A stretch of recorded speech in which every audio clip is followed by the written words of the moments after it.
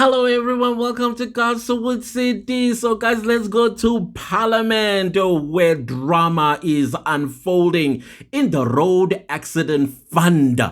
The Road Accident Fund is now starting to make a whole lot of sense to me because once upon a time, back in the day, like maybe around 2002, 2003 or so, a lot of people seemingly they were getting themselves involved in some one accident or another, and then about 24 months later they are millionaires, and you're like, wait, whoa, you saying to me that a car ran over your leg, you went to the hospital saw some fragments of your bones, and then they wrote you a form that you should submit to RAF. But before you go to RAF, you have to get yourself a lawyer. And apparently, some lawyers, when you come with an RAF matter, they salivate.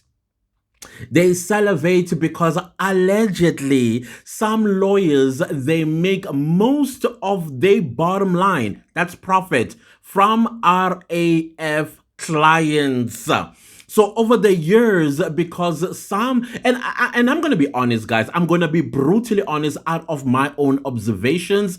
And I think now I understand why some lawyers would rather do RAF than appear in court, like have a criminal client or somebody that is accused of a crime, and then they want a lawyer to represent them because of money. Some people, of course, you are accused of a crime, and then you approach a lawyer, and you don't have the 1,500 Rand consultation per 15 minutes. And you also, obviously, the consultation is not going to be 15 minutes long. It's going to be at least 2 to 3 hours. And they're accounting their 1.5 per 15 minutes and part thereof. Right? And so these people are poor. They don't have that money. And so what does that mean? That means the lawyer is going to struggle getting their payments, whether that is arranged through installments, whether that is arranged through lump sums, or whatever the case is, they make a loss. And then I'm going to be honest as well, those lawyers in most cases happen to be black lawyers. Because even if you look at, you know this and you've seen this before, a prominent black person gets accused of corruption, for example. Let's say a politician is accused of a crime.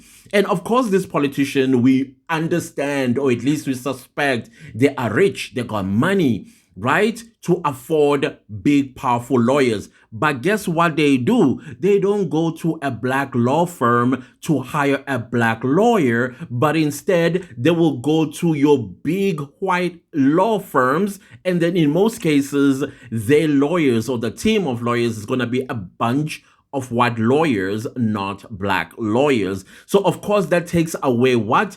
Business. It takes away profit. It takes away their own status in society. It's all good and well to be a lawyer because you are respected. It's one of those professions that are highly respected in South Africa and around the world when you are a lawyer. But now it's not a good thing when you are a lawyer and poor, right? Now, coming to the topic of the day, now that I've painted for you this picture, because as a black lawyer, you get a client who happens to be a poor black person, knocks on your door and say, I was involved in a car accident and I want to claim RAF. The black lawyer gets very excited because they know how big of a check this client is going to get. And in most cases, it's in millions of rands. So can you imagine as a lawyer, and you say, a client walks through your door and then the claim is probably 20 million Rand. 20 million Rand. And then you charge 10% of that 20 million Rand. And allegedly, some lawyers, they will take the bulk of the money and give you the 10%. Instead of them taking 10%, they pay you 10% of your payout, which is criminal.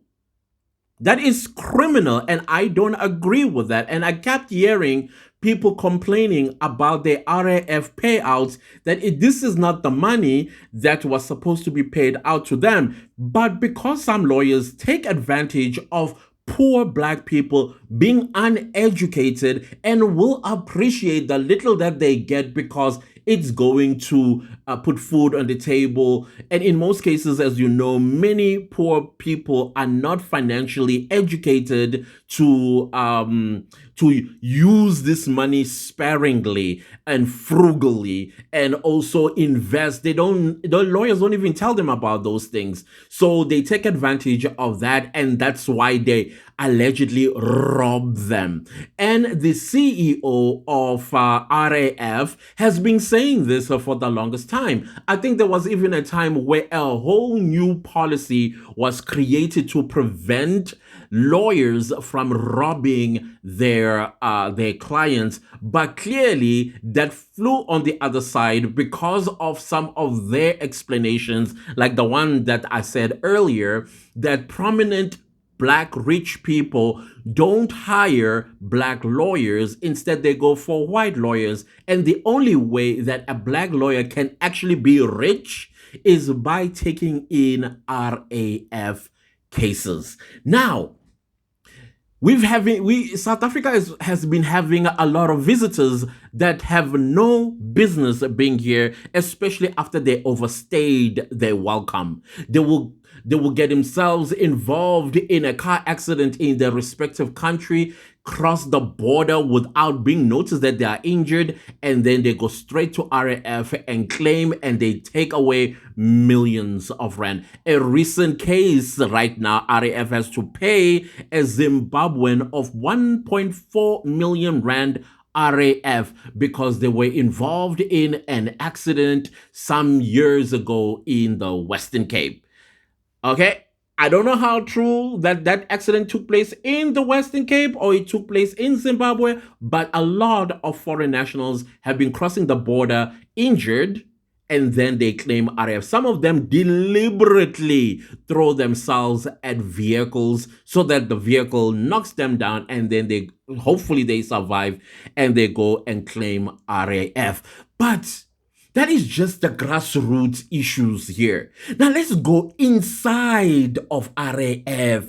That's where the drama is. And I'm talking about the executives, board members.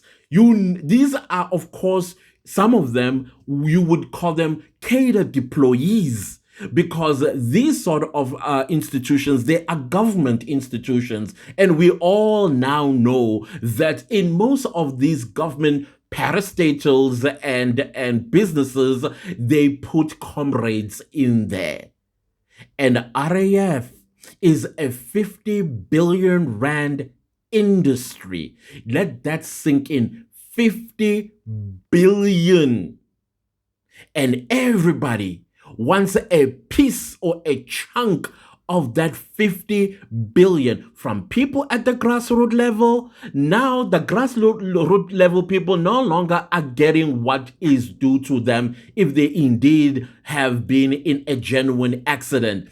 I have seen or heard people say, I was involved in a car accident, I was knocked down by a car in the CBD of Johannesburg, and they will tell you the address of the street. And when you pass by that street, you do see CCTV cameras there. But when it's time for them to go claim and prove that they were involved in a car accident, indeed, at this particular junction, they will tell you, the city of Johannesburg, that those CCTVs were not working on that particular day and exact time this accident may have happened. You know why? Because the operators, allegedly, they too get a piece of that 50 billion rand. Do you see? This is big. This is scary. This is unlawful. And now the CEO was not the CEO, the CIO, I think. What's his name again? My goodness, I had him here. But I'll show you his pictures.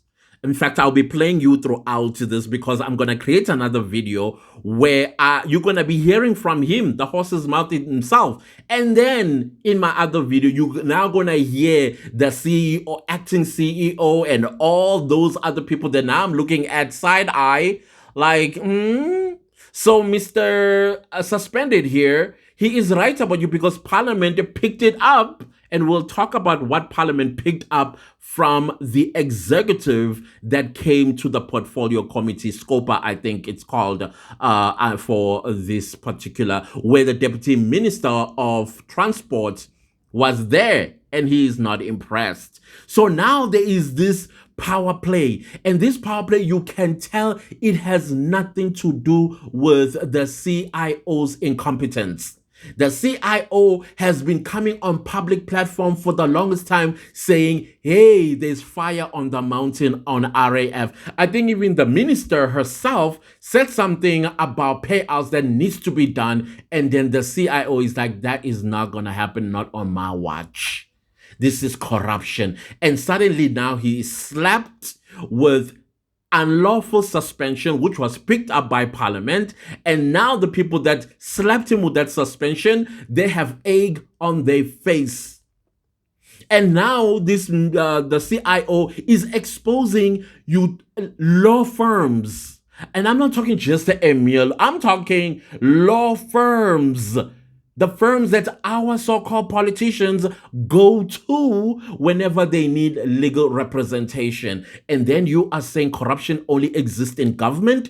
No.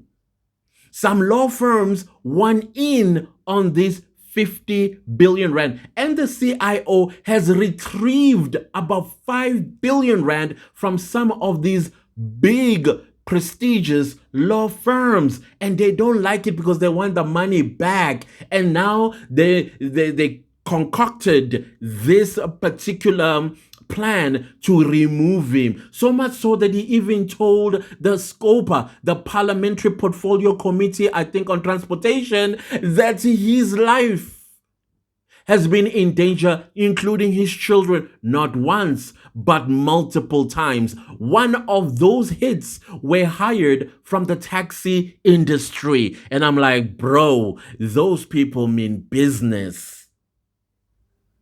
And I'm like, what is happening in South Africa? What is happening in this country? Please protect this man. And I've said it before in a video that I posted about him on this very channel before, that protect this man. And we, as the people of South Africa, are now responsible in making sure that his life is protected.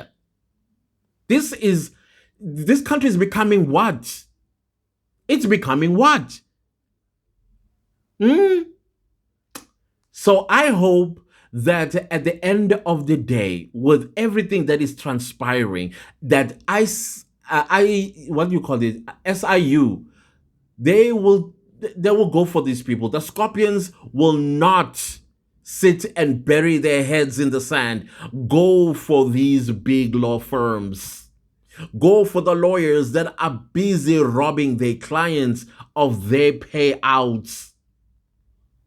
It's crazy what's going on in this country. Crazy. Anyways, I thought let me introduce this. The video is following where you are going to hear the suspended CIOs from his own mouth and then the executive who got caught by Parliament.